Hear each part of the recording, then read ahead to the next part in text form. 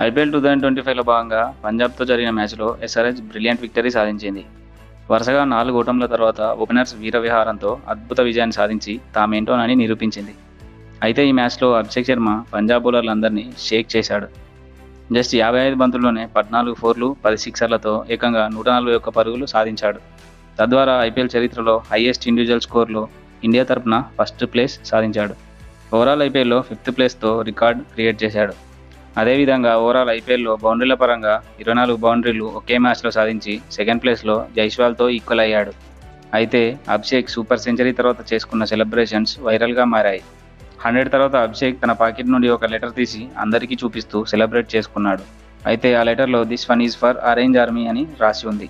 ఇన్ని మ్యాచ్ల్లో ఫెయిల్ అయిన ఎస్ఆర్హెచ్ టీం మరియు ఫ్యాన్స్ తన మీద కాన్ఫిడెంట్గా ఉన్నారని, ఈ సెంచరీ ఆరెంజ్ ఆర్మీకి అంకితమని ఆ లెటర్ రాసుకొచ్చాడు. దీంతో అభిషేక్ శర్మ డెడికేషన్ చూసి ఎస్ఆర్హెచ్ మేనేజ్మెంట్ మరియు ఎస్ఆర్హెచ్ అభిమానులు చాలా గర్వపడుతున్నారు. ఇదే విధంగా అభిషేక్ శర్మతో పాటు ఎస్ఆర్హెచ్ టీం మొత్తం రాణించి మరిన్ని విజయాలు సాధించి ప్లే ఆఫ్స్కి చేరుకోవాలని కోరుకుందాం. Thank you for watching.